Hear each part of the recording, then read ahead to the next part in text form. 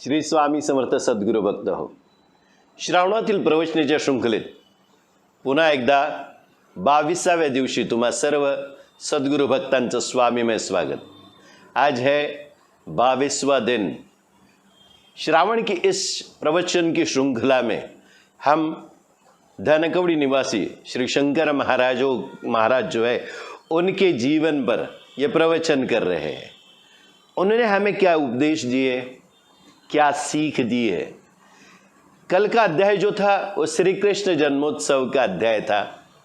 आज था गोपाल काला, मतलब पूरे महाराष्ट्र में, और जैसे मैंने पहले कल के अध्याय में कहा कि देश विदेश में भी अभी दही हंडी यानी इस गोपाल काला का उत्सव मनाया जाता है. तो आज श्री कृष्ण भगवान के उस दही हंडी में, गोपाल काला में आपने अपने आप को भिगो लिया होगा. इस अच्छे विचार के साथ आज के इस दिन की हम शुरुवात करते हैं. काल आपण बऱ्याचशा अशा गोष्टींवर, गहन गोष्टींवर चर्चा केली ज्या गोष्टी आपल्याला सहजासहजी समजणं फार कठीण असतं. ऐसे कुछ विषय है जो हमें समझना कभी कभी आसान नहीं लगता. मुश्किल तो कुछ भी नहीं है इस जीवन में. जर सद्गुरूंचा साथ असेल, गुरूंची आपल्याला जोड असेल तर अशक्य असं काहीच नाही, कारण अशक्य ही शक्य करतील स्वामी. आज पुढे आपल्याला काय शंकर महाराज सांगतायत, इंद्रिय विषयांचा संबंध तोडण्यासाठी करता इंद्रियांच्या दारात कोणत्याही विषयांचा वारा वाहू देऊ नये, याकरता काही कडक व्रते केली पाहिजेत. या प्रकारे इंद्रियांच्या दारावर पहारेकरी उभा करणे म्हणजे यम होय. यम म्हणजे काय? आपण यम नियमांचा म्हणजे प्राणायामाचा, प्राणायाम का अभ्यास हम करते हैं. इस प्रवचन की श्रृंखला में बहुत बार मैंने इसका जिक्र भी किया है. बहुत सारी बातें आपको आसान करके बताने की कोशिश की है. अभी इंद्रिय विषय जो है, पूरा जो इंद्रिय, आपले जे इंद्रिय आहेत त्यांचे जे विषय आहेत उनका संबंध तोड़ने के लिए, यानी क्या, वैराग्य स्थिति को प्राप्त करने के लिए. इंद्रिय तो है, वो अपना काम करते ही रहेंगे, तो उनको हम तोड़ नहीं सकते. लेकिन उनको जो भौतिक सुख चाहिए उसके पीछे भागना, मतलब उनके अलग अलग जो विषय है, अपने जितने इंद्रिय है उनके जितने अलग अलग विषय है, उस विषयों के पीछे भाग, वो हमें कम करना चाहिए, बंद करना चाहिए. और वो संबंध जो है विषय विकारों का, वो तोड़ने के लिए इंद्रिय जो है उनके दरवाजे पे कोई भी अपने विषय अंदर आने नहीं चाहिए, उनकी हवा भी नहीं लगनी चाहिए. इसलिए कुछ कड़ी से कड़े व्रत करने की ज़रूरत है. काही कडक व्रते करावे लागतात. इस तरीके से इंद्रिय जो है उनके दरवाज़ों पर, अलग अलग इंद्रिय जो है उनके दरवाज़ों पर, त्यांच्या दारावर पहरेदार खड़े करने की ज़रूरत है. ये पहरेदार खड़े करना मतलब क्या? यम, इसे कहते हैं यम. कल के अध्याय में हमने ये सीखा है कि सांस जब अंदर आती है जाती है, हमारी कौन सी नाड़ी चलती है, क्या है, इसके ऊपर हमने इससे पहले भी वार्तालाप किया है. यानी यम मतलब क्या, जो पहले भी बता चुका हूँ मैं. हमने आपको बताया है कि यम मतलब क्या. यम मतलब आने वाले प्राण, जाने वाले प्राण, उनको कितना अंदर रखना है, कितना बाहर जाना है, उसका नियम. वो नियम हमें अपने इंद्रियों के ऊपर रखना चाहिए, उस पर डालना पड़ेगा सक्ती से. सक्तीने त्याच्यावर नियम टाकले पाहिजेत प्रत्येक इंद्रियांवर. विहित कर्म करणे व देवतेची यथाविधी उपासना करताना मला अमुक फळ प्राप्त झाले पाहिजे असे म्हणू नये. विहित जो अपना कर्म आहे, विहित कर्म म्हणजे काय? आपण रोज जे कार्य करतो, काम करतो, ते आणि या ज्या देवता आहेत, सारे देवी देवता है, ये देवी देवताओं का यथा विधि के साथ उपासना हम जब करते हैं, तब मुझे ये चाहिए, वो चाहिए, फला चीज़ चाहिए, ये फल प्राप्त होना चाहिए, ऐसा कहना नहीं है, ऐसा मत कहिए। यज्ञाचा कर्ता असाही अहंभाव बाळगू नये। ये जो यज्ञ है, इसका कर्ता यानी मैं ये यज्ञ कर रहा हूँ, ये कर्ता भाव या अहम भाव हमें पालना नहीं है। निष्काम व निराभिमान बुद्धीचे देवविहित विधी आपण पाळावा। कैसा विधी हमें रखना है, कसा विधी आपल्याला पाळायचा आहे? निष्काम, कसल्याही कामाची अपेक्षा नसलेला, निराभिमान, कसलाही अभिमान नसलेला, बुद्धि का कैसा है भैया, कोई भी काम की अपेक्षा नहीं है, कोई भी अभिमान नहीं है, ऐसा जो बुद्धि का देव विहित, यानी देव यानी जो हमारे भगवान है, उन्होंने जो लिख के रखा है, उन्होंने जो विहित करके रखा है, वो विधि हमें पालना चाहिए। यानी क्या, जो हम विधि करते हैं वो विधि हमारे वेदों के अनुसार, ये वेद जो है उस वेदों में ये सारी चीज़ें लिखित स्वरूप में हमें मिल जाती है। तो हमें क्या करना है? हमें वही करना है, हमें उनको अच्छी तरीके से समझ लेना है, और इसको कहते हैं देव विहित विधि। जो पुराणों में लिखा है, जो वेदों में लिखा है, बहुत गहराई से समझिए इसे। अभी क्या होगा, हम निष्काम और निराभिमान बुद्धि से देव विहित विधी अगर हम पालने लगेंगे, मला यज्ञ करण्याचा अधिकार आहे, दुसऱ्याला नाही, असाही अभिमान बाळगू नये। मुझे ही यज्ञ करने का हक है, अधिकार है, और दूसरे किसी को नहीं है, ये अभिमान अपने मन में नहीं पालना है। माझ्या यज्ञाचे फल सर्वांना लाभो, मेरा जो यज्ञ है उसका फल है वो सबको मिलना चाहिए। ये यज्ञ मतलब क्या है? जो अग्नि को प्रज्वलित करके यज्ञ किया जाता है, उसी यज्ञ की कामना, उसी यज्ञ का हमारे दिमाग में वो सोच आ जाती है। यज्ञ मतलब क्या है? अग्नि मतलब क्या है? ज्ञानाग्नि होता है, ज्ञान का अग्नि भी होता है। जठराग्नि यानी अपना जठर जो इसमें हम खाना डालते हैं, उसमें भी अग्नि होता है।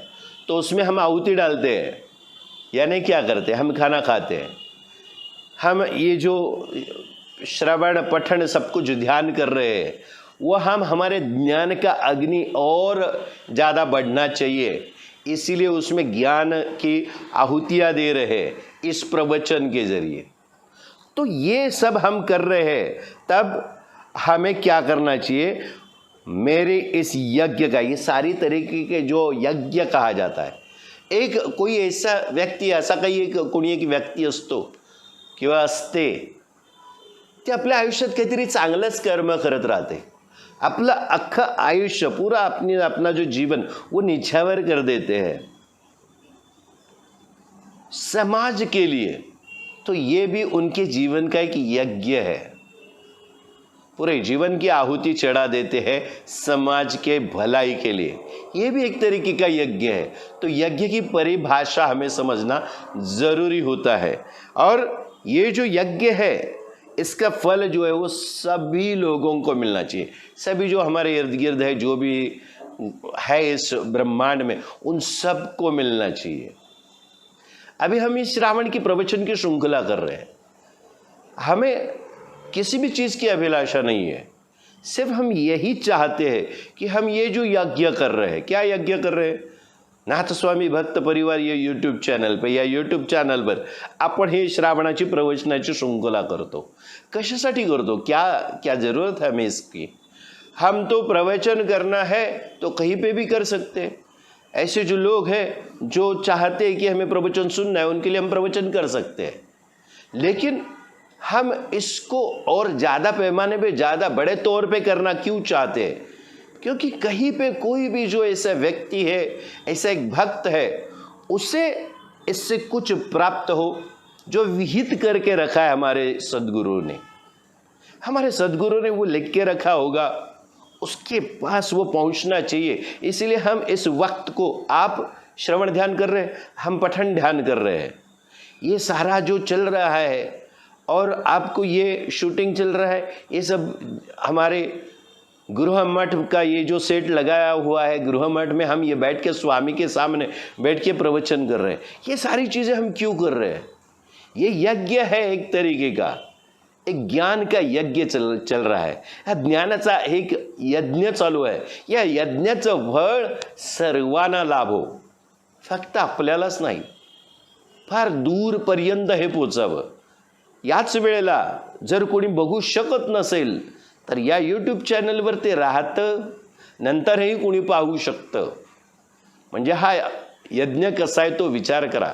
या यज्ञाचं फळ अगदी अबाधित राहणार आहे। गेल्या 3 वर्षात श्रावणाच्या प्रवचनाची शृंखला महाराजांनी, शंकर महाराज म्हणा, श्री स्वामी समर्थ म्हणा, सगळ्या सद्गुरू साटम महाराज यांनी आमच्याकडून करून घेतली, ती आजही तुम्ही पाहू शकता। हा एका प्रकारचा यज्ञ आहे। और माझ्या यज्ञाचं फळ सर्वांना लाभो, मेरा जो यज्ञ है इसका फल सबको मिलना चाहिए, सर्वांना सुख शांति मिळो ही प्रार्थना असावी। सबको सुख शांति का अनुभव हो, सबको सुख शांति प्राप्त हो, ये प्रार्थना होनी चाहिए। आपले वास्तव्य ब्रह्मस्वरूप आपल्याला कळावे यासाठी स्वाध्याय आहे। अपना जो वास्तव्य ब्रह्म स्वरूप, हम असल में जो जीवन जी रहे भौतिक स्वरूप में, वही हमारा जीवन है ऐसा हम समझ रहे, लेकिन वास्तव में हमारा जो ब्रह्म स्वरूप, वास्तव में हमारा जो ब्रह्म स्वरूप जो जीवन है वो क्या है, वो हमें समझना चाहिए। इसीलिए स्वाध्याय करना चाहिए। स्व का अध्याय मतलब स्वाध्याय, खुद का अध्ययन करना, इसको कहते हैं स्वाध्याय। अंधारात ठेवलेली वस्तू पाहण्याकरता दिव्याचा जसा आधार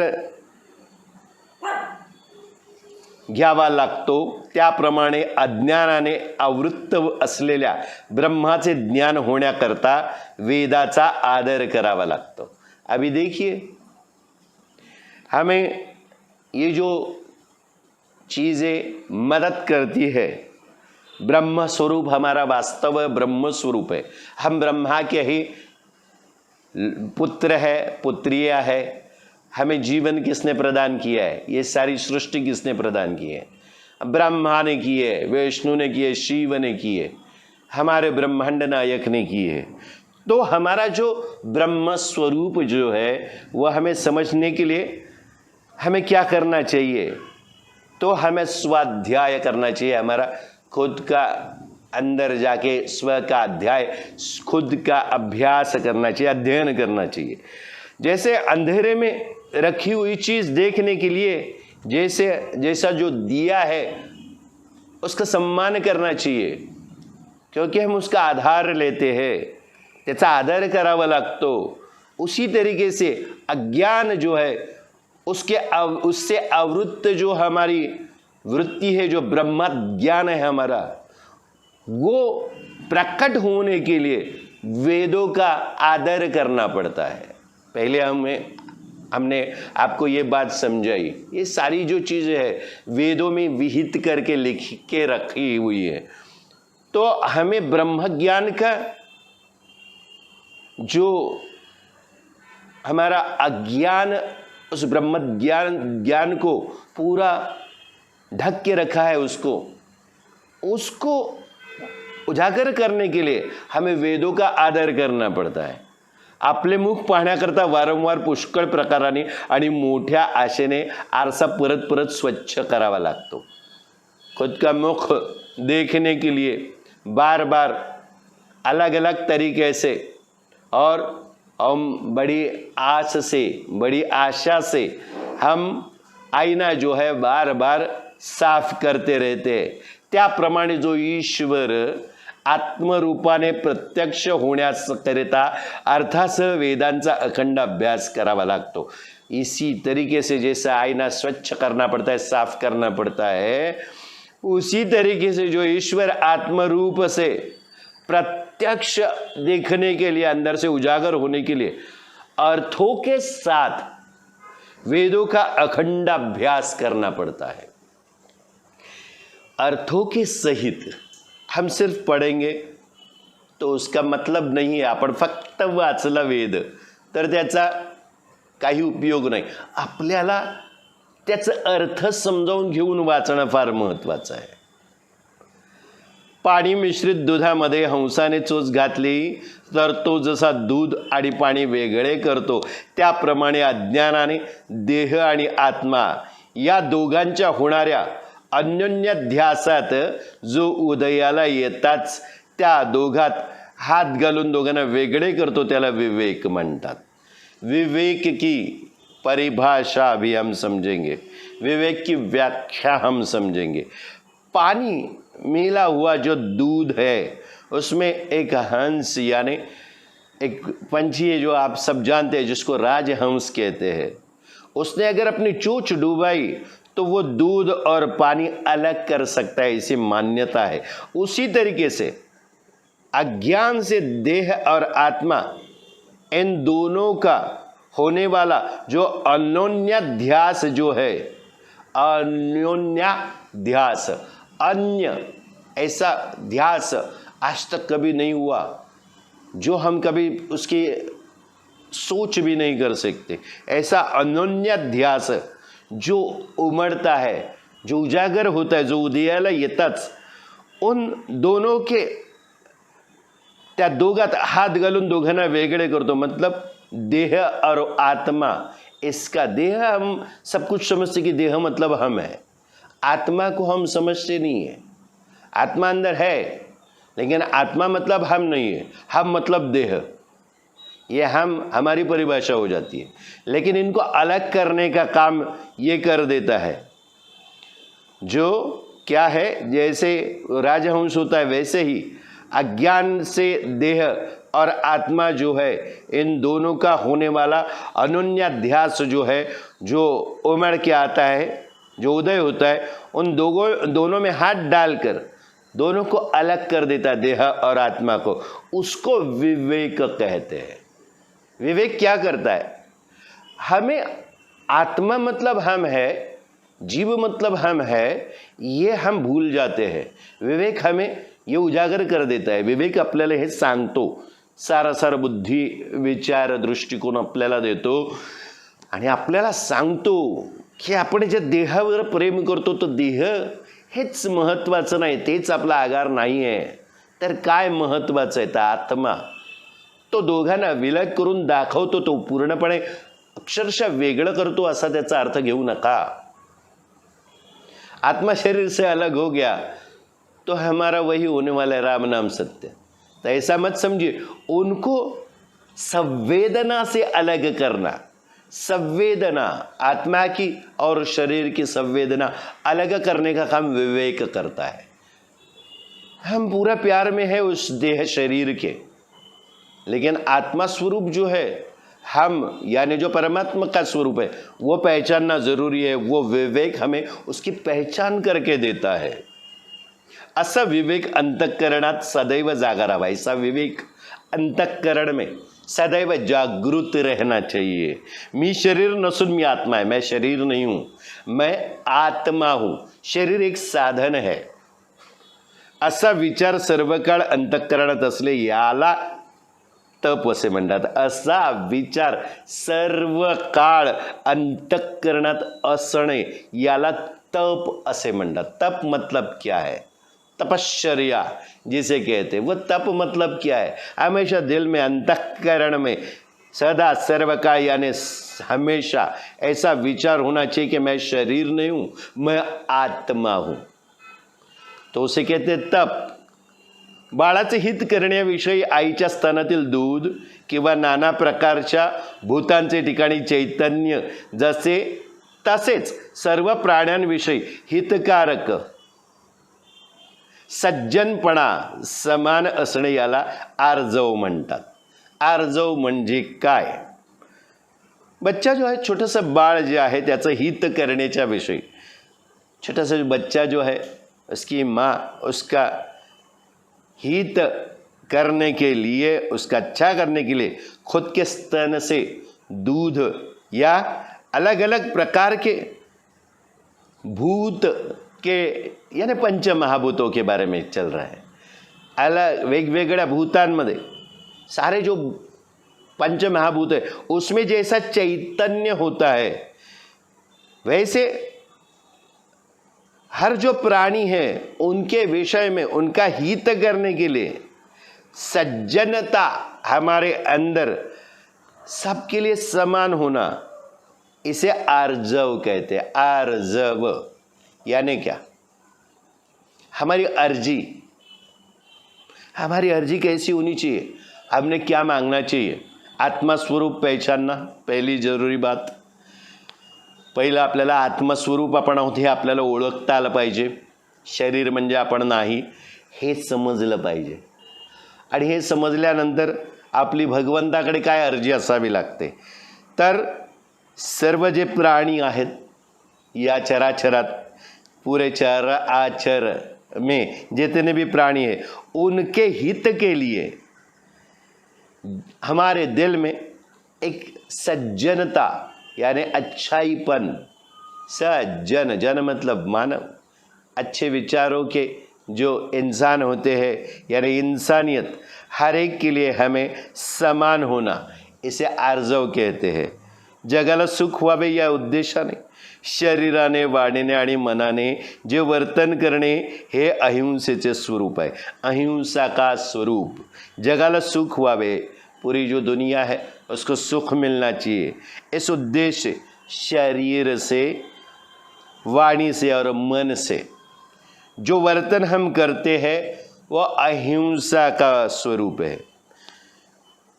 हिंसा नहीं, वो अहिंसा है। अहिंसा परमो धर्म ऐसा कहा गया है। म्हणून परम धर्म, परमो धर्म, सगळ्यात मोठा धर्म काय तर अहिंसा। शरीराने, वाणीने आणि मनाने जे वर्तन आपण करतो, सगळ्यांना, सर्व जे प्राणी जन आहेत त्यांना सुख लाभावं, कोणालाही दुखू नये, कोणाला छोटा मोठा म्हणू नये। सर्वजण मूर्तिमंत भगवंत आहेत, किसी को दुखाना नहीं चाहिए, किसी को छोटा या बड़ा नहीं कहना चाहिए। सारे जो सर्व जन आहेत ते मूर्तिमंत भगवंत आहेत। सारे जो लोग हैं, सारे जो प्राणी है, पंछी है, जीव जंतु है, वो सारे मूर्तिमंत भगवंत है। ज्या भगवंताचा शोध घेण्यासाठी आपण आयुष्यभर साधना करतो, तो भगवंत सर्वांच्या रूपाने, सर्व विश्वाच्या रूपाने सर्वत्र पसरला आहे, हे जाणून कोणालाही दुखू नये।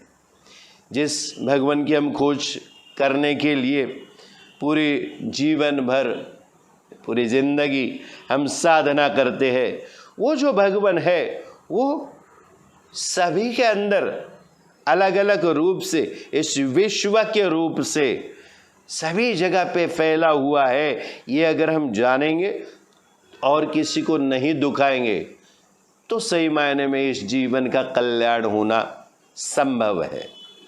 जशी जाईची कडी पुढच्या टोकाला अणकुचीदार असूनही अति कोमल असते, किंवा चंद्राचे तेज पण ते शीतल असते। जैसे एक जो फूल है उसकी कली जब होती है आगे कैसी है, नोकदार रहती है, लेकिन फिर भी वो अति कोमल, नरम होती है। और जैसे चंद्र का तेज जो है वो कैसा होता है, शीतल होता है। त्याचप्रमाणे अंतःकरणातील छेद करण्यासाठी जणू काही लोखंडाची तलवार असे जे सत्य बोलणे तीक्ष्ण असावे। अभी देखिए, इसी तरीके से जैसे चंद्र की शीतलता, एक जो कली है वो दिखने में आगे नोकदार रहती है, लेकिन वो शीतल रहती है, नरम रहती है, सॉफ्ट रहती है। उसी तरीके से अंतःकरण का जो छेद करने के लिए, मानो लोहे की तलवार जो है, वो कौन सी तलवार, लोहे की तलवार यानी सत्य बोलना, वो कैसा तीक्ष्ण होना जरूरी है। हमेशा सत्य, सदा सर्वदा खरं बोलणं, सत्य आणि ऐकण्याविषयी मात्र अत्यंत कोमल व मधुर असावे। जैसी कोई एक तलवार की धार, लोहे की तलवार, वैसा सत्य होना चाहिए कड़ा, लेकिन फिर भी सुनने के लिए वो कैसा होना चाहिए? वो सच है, लेकिन सच इस तरीके से बताना चाहिए मानो वो अत्यंत कोमल और मधुर होना चाहिए, सुनने में आना चाहिए। आपण जे वागतो तेच सत्य आहे असे समजण्याची आपणास सवय लागलेली असते। आपण जे वागतो ना तेच खरं आहे, तेच सत्य आहे असं समझण्याची आपल्याला सवयच लागलेली असते। हमें एक आदत होती है, जो हम जैसा बर्ताव कर रहे वही सत्य है, बाकी सब मिथ्या। परंतु खरोखरच आपण सत्य वागतो की नहीं याचा कधी विचार आपण करत नहीं है। लेकिन हम लोग सही मायनों में सत्य बर्ताव करते या नहीं करते, इसका विचार हम कभी भी नहीं करते। ओठांमध्ये आपण सत्याचा आभास निर्माण करण्याचा प्रयत्न करतो आणि हृदयात असत्य भरण्याचा प्रयत्न चालू असतो। ओठावर काय असतं? सत्याचा आभास। ओठों पे क्या होता है? सत्य का आभास होता है। आभास निर्माण करने का हम प्रयत्न करते हैं ओठों पर, और हृदय में पूरा असत्य भरने की कोशिश चालू रहती है। सत्यासारखा खरोखर धर्म नाही, सत्य जैसा धर्म दूसरा नहीं है, परंतु सत्य सोडून आपण अनेक धर्मांच्या मागे लागतो। सत्य मतलब वही परम धर्म है, वो छोड़ के बाकी सारे धर्म हमें अच्छे लगते, उनके पीछे हम दौड़ते रहते। त्यामुळे आपणास धर्म खऱ्या अर्थाने समजू शकत नाही। इसीलिए सही मायनों में हमें सच्चा धर्म क्या है वो समझ में नहीं आता। जगाने क्रोध उत्पन्न करण्याचा कितीही प्रयत्न केला तरी क्रोधाची किंचित लहरही उत्पन्न होऊ न देणे हे अक्रोयत्व आहे। अभी यक्रोयत्व, यक्रोअत्व, क्रोध का विरोधार्थी शब्द। पूरी दुनिया में क्रोध उत्पन्न करने का कितना भी प्रयत्न करने दो, कितनी भी कोशिश करने दो, फिर भी क्रोध जो है उसकी किंचित लहर भी उत्पन्न नहीं होने देना, ये अक्रोयत्व है।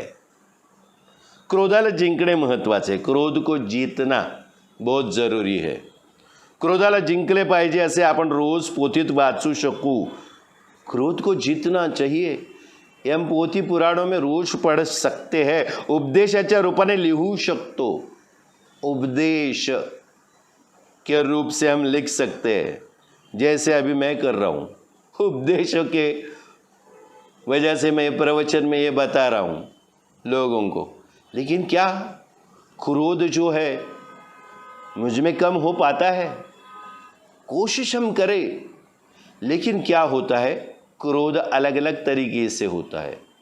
क्रोध का दिखावा करना भी कभी कभी ज़रूरी होता है, जिससे हम कुछ सत्य चीज़ों को परखना चाहते हैं। हम इस चीज़ की सराहना नहीं कर रहे हैं, मी स्वतःला वाचवण्याचा प्रयत्न करत नाही, पण क्रोध हा असावाच लागतो।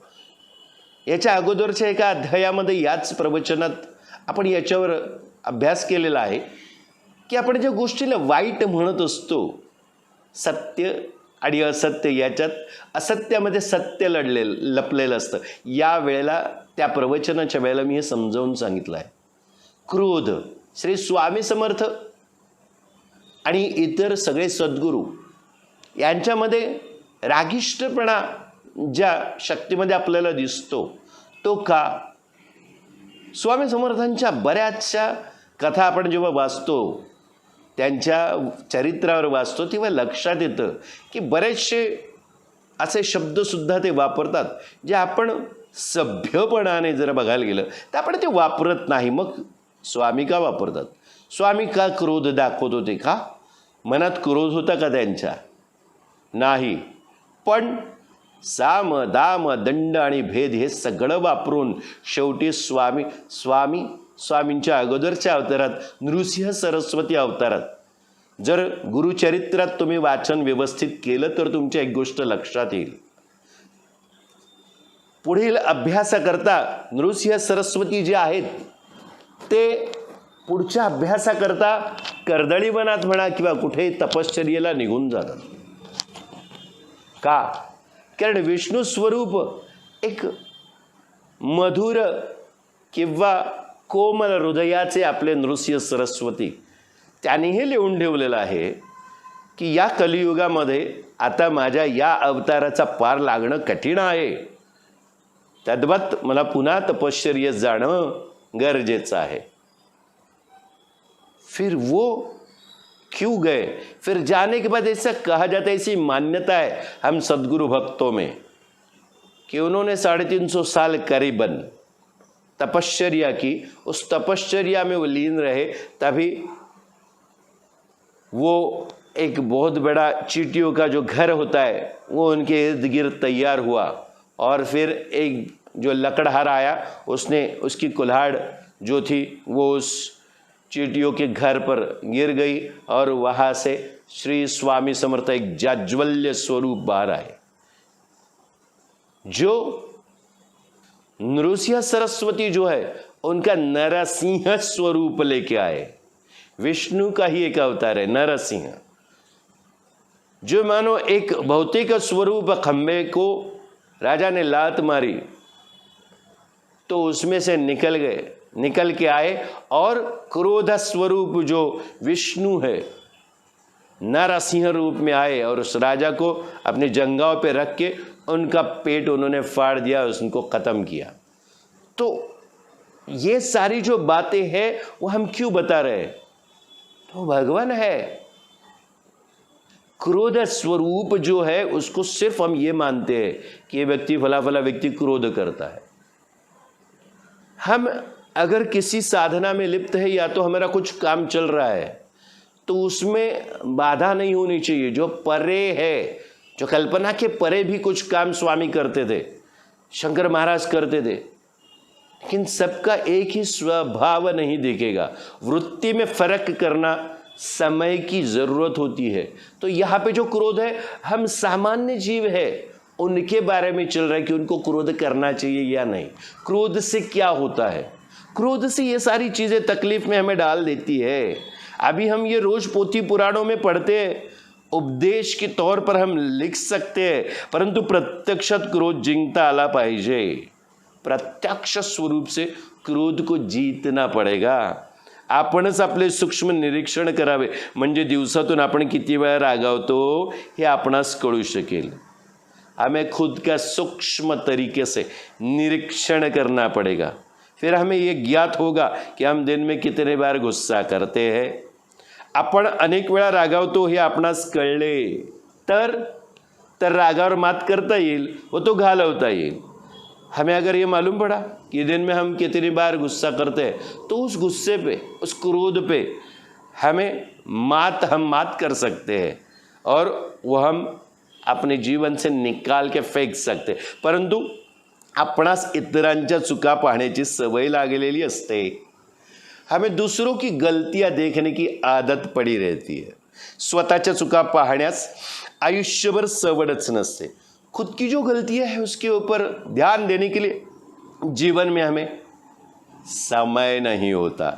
स्वतःच्या चुका पाहण्याचा प्रयत्न केला तर इतरांच्या चुका पाहण्याची पाळीच येणार नाही. खुद की जो गलतियां है वो देखने का प्रयत्न अगर हम करेंगे तो इतर जो लोग हैं, बाकी के जो लोग हैं, उनकी गलतियां देखने की हमें ज़रूरत ही नहीं महसूस होगी. हमें उसके लिए वक्त नहीं मिलेगा. इतना क्रोध, इतनी गलती हम करते हैं. निद्रेचा त्याग केल्याने चित्र विचित्र स्वप्न समुदाय आपोआप टाकला जातो किंवा तळ्यातील पाणी आटल्यानंतर त्यावरील तरंग आपोआप नष्ट होतात. अभी देखिए, निद्रा जो है उसका त्याग करेंगे तो चित्र विचित्र जो स्वप्न हमें आते हैं उनका समुदाय जो है वह अपने आप फेंक दिया जाता है. जैसे तालाब का पानी खत्म होने के बाद उसके ऊपर, पानी के ऊपर जो तरंग आती है वो अपने आप नष्ट हो जाती है. पानी नहीं रहेगा तो तरंग कहाँ से रहेगी? नींद के आगोश में नहीं जाएंगे तो सपने कहाँ देखेंगे? वर्षा ऋतू संपल्यानंतर मेघ जसे जातात, अर्थात कारणाचा किंवा आश्रयाचा नाश झाला असता कार्याचा किंवा आश्रिताचा नाश आपोआपच होतो. त्याप्रमाणे विचारी मनुष्याने संसाराचा त्याग करायचा असल्यास त्याला कारण असलेल्या देहावरील अहंकाराचा त्याग करावा. त्याग करणे म्हणजे घरादारातील वस्तूचा त्याग करणे नव्हे, त्या सर्व वस्तूवरील आसक्ती सुटणे हा त्याग है. अभी निद्रा का त्याग करेंगे तो जीवन में जो स्वप्न आते रहते बार बार, हमें ये स्वप्न आता है, हमें वो स्वप्न में दिखता है, हम इससे परेशान हो चुके हैं, हम उससे परेशान हो चुके हैं, ये सारी जो चीज़ें हैं वो धीरे धीरे धीरे धीरे करके कम कैसे होगी? हम इस निद्रा को छोड़ देंगे तब. अभी निद्रा जहाँ पे नष्ट हो जाती है वहाँ पे, तो वैसे ही है जैसे वर्षा ऋतु जब खत्म हो जाता है, बारिश का मौसम, तब मेघ यानी जो बादल है अपने आप निकल जाते हैं. अर्थात कारण जो है या जो आश्रय है, कारण क्या है? वो कारण ही अगर निकल गया या जिस चीज का आश्रय हमने लिया है उसका नाश हो गया तो क्या होगा? कार्य और आश्रित जो है उनका नाश यानी वो नष्ट अपने आप हो जाएंगे. म्हणजे काय? कारणाचा म्हणजे कारण काय असतं? आपण कार्य करतो आणि आश्रय जो असतो त्या आश्रयाचाच नाश झाला आणि कार्याचाच नाश झाला. कारणांचाच कारण का? कारण म्हणजे काय? कार्य करतो त्याला कारण असतं. कार्याचाच जर नाश झाला तर कारणच नाही राहणार. आणि आश्रित जो आश्रय देणार है, जो आश्रय देने वाला है, वही अगर नष्ट हो गया तो आश्रय की जरूरत ही नहीं है. यही समझाने की कोशिश है. इसी तरीके से जो विचार करने वाला मनुष्य है उसने संसार का त्याग करना पड़ेगा. और अगर उसको संसार का त्याग करना होगा तो उसको कारण क्या है? अपना देह, उसका अहंकार त्याग करना पड़ेगा. देह का अहंकार, ये देह मतलब मेरा सब कुछ है और ये मैं देह से ये सारी चीज मैं करता हूं, वो अहंकार है. वो अहंकार हमें निकाल देना पड़ेगा. त्याग करना मतलब क्या? ये जो घर गृहस्थी में सारी वस्तुएं उनका त्याग नहीं करना है, वो त्याग नहीं है. त्याग मतलब क्या? वो जो सारी वस्तुएं हैं घर गृहस्थी में या ये सारी दुनिया में जो हमें चाहिए, उनकी आसक्ति हमें कम करनी पड़ेगी. वो आसक्ति छूटनी जरूरी है. ज्ञाता, ज्ञान आणि ज्ञेय ही त्रिपुटी जेथे नष्ट होते ती खरी ब्रह्मरूप शांती होय. अभी ज्ञाता, ज्ञान और ज्ञेय ये त्रिपुटी है. ज्ञाता मतलब ज्ञान को पाने वाला, ज्ञान जो हमें पाना है और उससे क्या प्राप्त होगा वो ज्ञेय है. ये त्रिपुटी है. पाने वाला ही नहीं है, जो पाना है वो नहीं है और पाने के बाद जो मिलने वाला वो भी नहीं है. ये जब खत्म होता है तब सही मायनों में ब्रह्मरूप शांति प्राप्त हो जाती है. ब्रह्माचे क्षेमत्व आणि जीवाचे ज्ञातृत्व हे दोन्ही ऐक्यभावाने नष्ट झाल्यानंतर जे शुद्ध एकरस ब्रह्म उरते ते शांतीचे खरे स्वरूप आहे. अभी इसमें क्या समझना है हमें वो हम आसान करके बताते. ब्रह्म का क्षेमत्व, ब्रह्म जो है वो क्षेम कुशल यानी उसका अच्छा रहना, और जीव का ज्ञातृत्व यानी जीव जो है उसको ज्ञान की प्राप्ति करना. ये दोनों जो है वो ऐक्य भाव से, एकता से नष्ट होने के बाद जो शुद्ध एकरस ब्रह्म बचता है वो शांति का सही मायनों में स्वरूप है. यानी क्या? ब्रह्म जो है उसकी खुशहाली और जीव जो है उसको ज्ञान को पाना, ये बहुत ऊंची तौर पे जा रहा है. हम आज तक हम आपको बताते आए हैं कि ब्रह्म रूप होना है, ब्रह्म रूप होना है, ज्ञान को पाना है. अभी इससे परे ये बात हमें शंकर महाराज समझा रहे हैं. इससे परे शांति का अनुभव कैसे होगा? ये जो चीजें है, जो ब्रह्म का क्षेमत्व यानी क्षेम कुशल से रहना और जीव का ज्ञातृत्व यानी ज्ञान को पाने की लालसा, वो भी अभी खत्म होने वाली है। वो जब खत्म होगी तब शुद्ध एक रस ब्रह्म बचता है। बचेगा क्या? वही जिसने हमें पैदा किया, ब्रह्म। और वो शांति का सही मायनों में स्वरूप है, रूप है।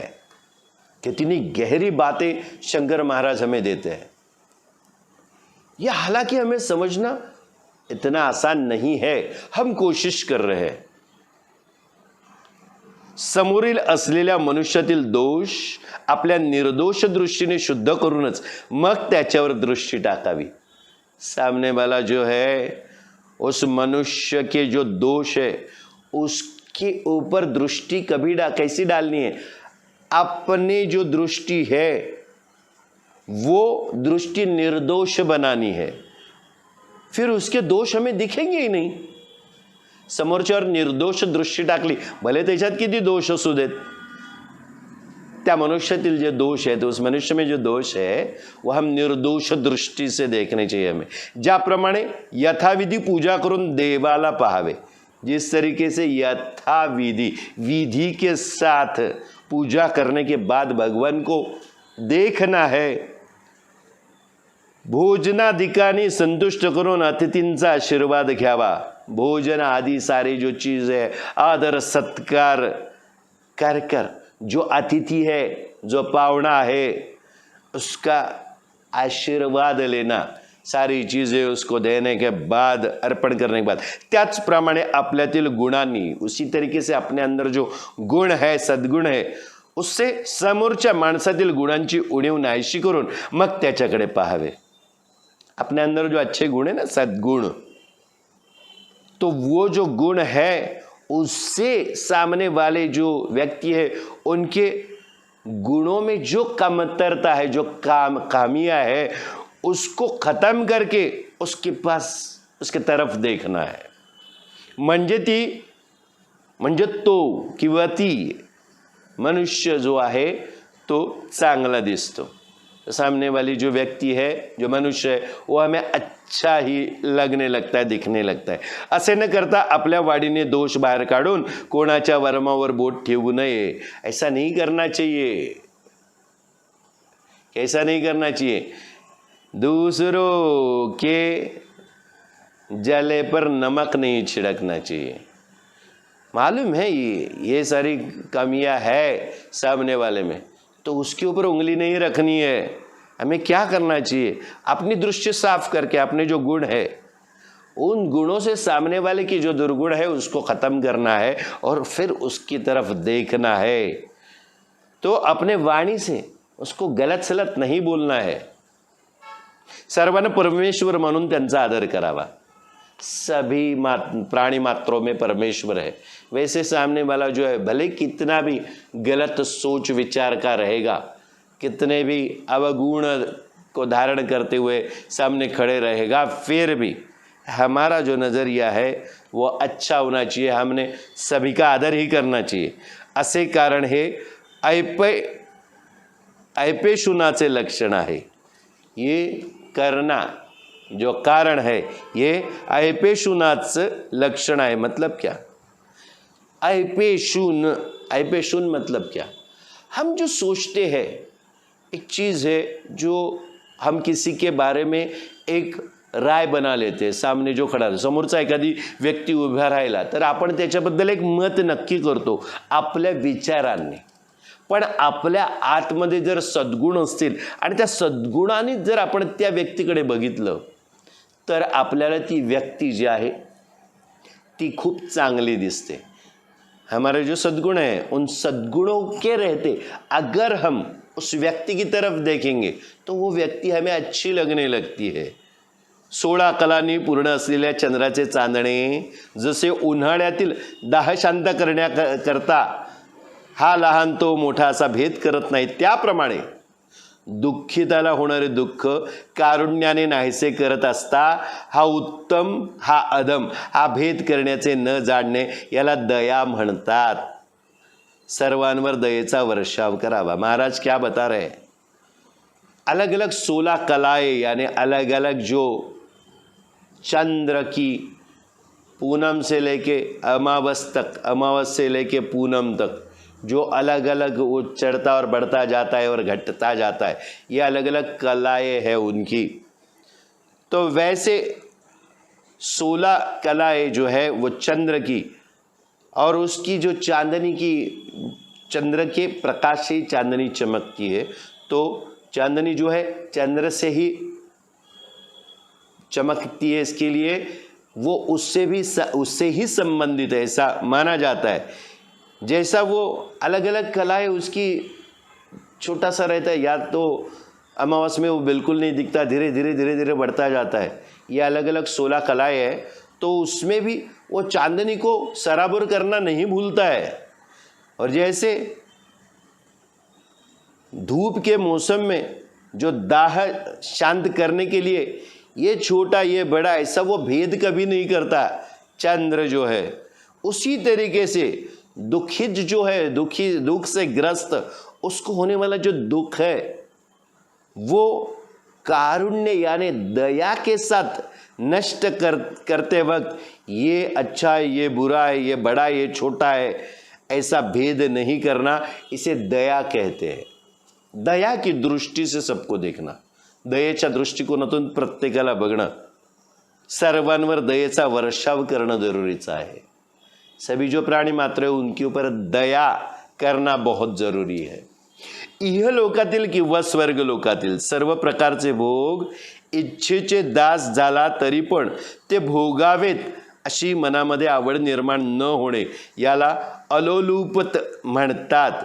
जीव जेव्हा कौतुकाने सहज देखील विषयाची इच्छा करणारा होत नाही तेव्हा ती ही अलोलुपता स्थिर झाली असे जाणावे। अभी इहलोक, हम जिस लोक में जन्म ले चुके वह इहलोक, और स्वर्गलोक जिस लोक की हम कामना करते, जो हमें स्वर्ग में जाना है, इसमें जो सारे भोग है इहलोक में और स्वर्गलोक में, वो इच्छा से दास जो हो जाता है फिर भी वो भोगना ही है, ऐसी मन में जो चाह निर्माण हो जाती है उसको अलोलुपत अवस्था कहते हैं।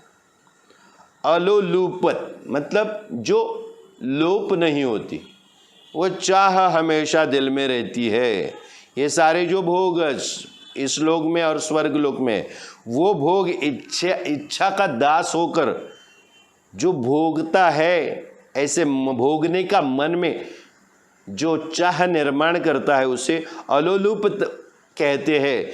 जीव जो है जब अचरज के साथ सहजता से भी अगर विषय की इच्छा करने वाला होता नहीं है, अचरज के साथ भी मतलब ये क्या है करके वो देखने की अगर उसमें कुछ इच्छा उमड़ती भी नहीं है, क्या है मेरे को क्या करना है, कुछ भी हो, उसमें कुछ कुतूहल ही नहीं आहे, काही त्याच्यात त्याला रस नाही आहे, असं वाटलं एखादा विषय आहे तो उमडतोय, त्याच्यात आहे विषय ठीक आहे, मला काही तो टेस्ट करायचं नाही आहे, मला त्याच्यावर लक्ष द्यायचं नाही आहे, असा जर तो झाला तर ती ही अलोलुपता स्थिर झाली असे म्हणावे।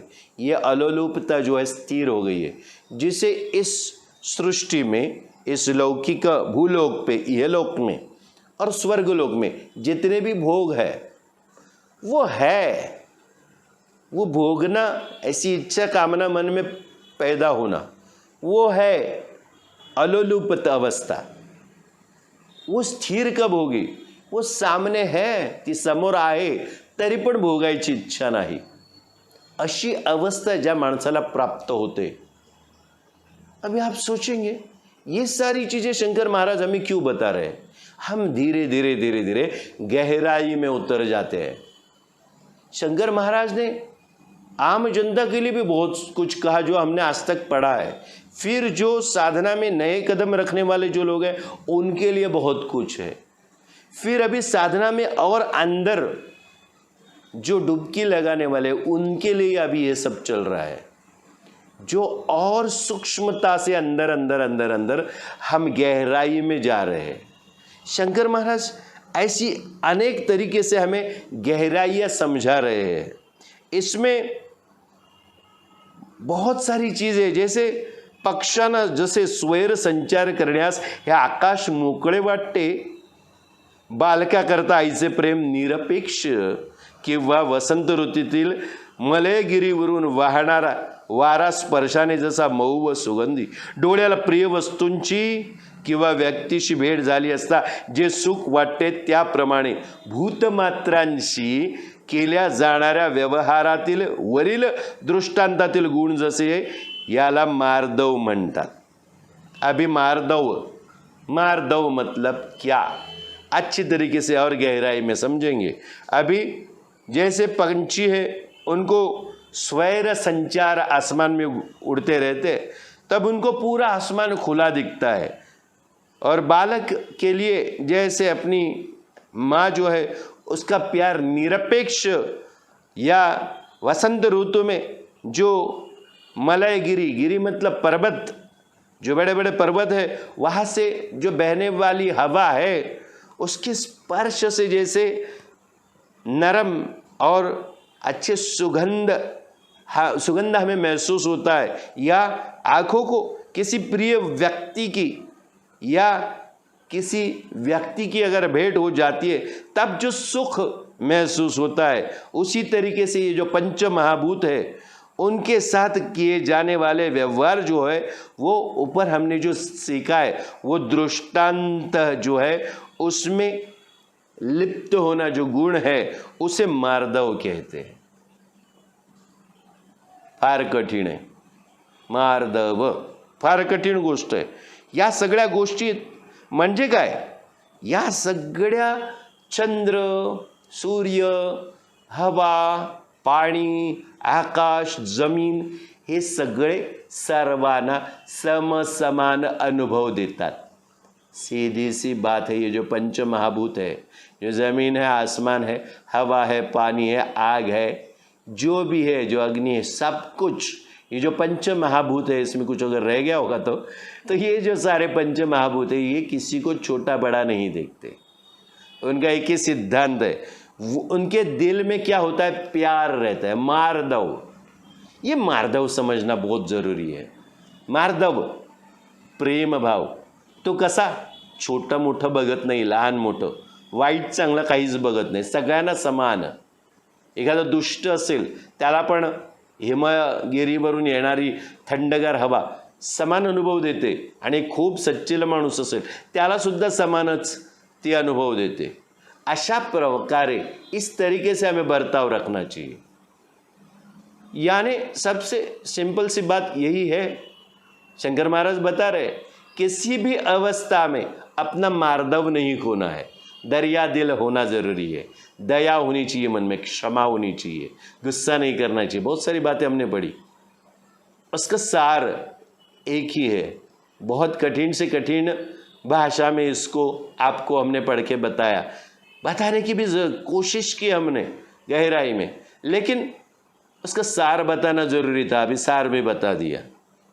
आकाश महाभूताला पोटात धारण करते, आसमान जो है वो सारे जो पंच महाभूत है उनको अपने पेट में धारण करता है। ये जो पृथ्वी है, इसका आसमान कभी ख़त्म होता है क्या, कितना भी घूमो पूरे पृथ्वी का चक्कर, यानी ये जो अवकाश है उसको हम आकाश कहते हैं। जो पृथ्वी गोलाकार है वो मान्यता है हमारे वेदों की, ये किसी पाश्चिमात्य देशों ने नहीं खोजा है कि पृथ्वी गोल है। हजारों करोड़ों साल पहले हमारे वेदों में ये लिखा हुआ है पृथ्वी गोलाकार है। मतलब क्या, ये पूरा जो अवकाश में एक ऐसा अंतराल में जो गोलाकार है वो आसमान कभी ख़त्म नहीं होता है। इस आसमान में ने पूरे पंच महाभूतों को अपने पेट में रखा है, यही इधर बताया है। सरल सादी सोपी गोष्ट है। अभी ये जो आसमान जो है उसने महाभूतों को पेट में धारण किया है और परमाणु में भी वो प्रवेश करता है। सारे परमाणु, परम अणु, हम परमाणु एक ही भाषा एटॉमिक एनर्जी में से जो परमाणु है उसके बारे में सोचते हैं, लेकिन अणु छोटा सा जो रहता है उसमें भी भगवत की शक्ति है, वह भी निर्माण उन्होंने किया है। परम अणु परमाणु मतलब अणु के भी परे जो चीज़ है उसमें भी भगवत शक्ति है। वो परमाणु में भी प्रवेश करता है। क्या? आसमान, आकाश जसे विश्वातील लहान मोठ्या पदार्थांना अनुसरणार होते त्याप्रमाणे सर्वांना प्रेमाने आश्रय देण्या इतके मोठे होणे आणि सर्वांच्या मनात प्रेमाचे स्थान मिळवण्या इतके नम्र होणे यालाच मार्दव म्हणतात। जैसा आसमान, आकाश कैसे असते, आसमान कैसा होता है, जैसे पूरा जो विश्व है हमारा, उसमें छोटी बड़ी जो भी पदार्थ है उनको अपने अंदर समा लेते हैं, उनको उनके अनुसार आसमान भी बदलता है, आसमान उसको अपने जैसा बनाता है और उसके जैसा आसमान खुद बन जाता है। इसको अनुसरण करना कहते हैं। उसी तरीके से सारे जो है उनको प्यार पूर्वक आश्रय देना, इतना बड़ा आसमान होता है। इनकी महानता आसमान की देखिए। और सारे जो लोग हैं उनके मन में प्रेम का स्थान वो काबिज कर लेता है आसमान। इतना जो विशाल है फिर भी मन में समाया जाता है, इतना नम्र भी हो सकता है, विशाल भी है और नम्र भी है। तो इसको कहते हैं मार्दव। उनका स्वभाव कैसा है?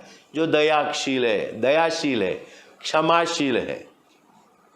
आसमान जैसा सारा जो निरभ्र आसमान आपण म्हणतो, निरभ्र आकाश, ते आकाश सगळ्याला सामावून जसं घेतं तसंच शंकर महाराजांनी आपल्यासारख्या प्रत्येकाला स्वतःमध्ये सामावून घेतलं आहे आणि ते स्वतःसुद्धा आपल्यामध्ये सामावलेले आहेत।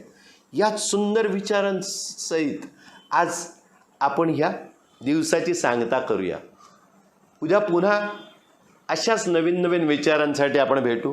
तोपर्यंत सर्वांना श्री स्वामी समर्थ, श्री स्वामी समर्थ, श्री स्वामी समर्थ। जय शंकर, जय शंकर, जय शंकर।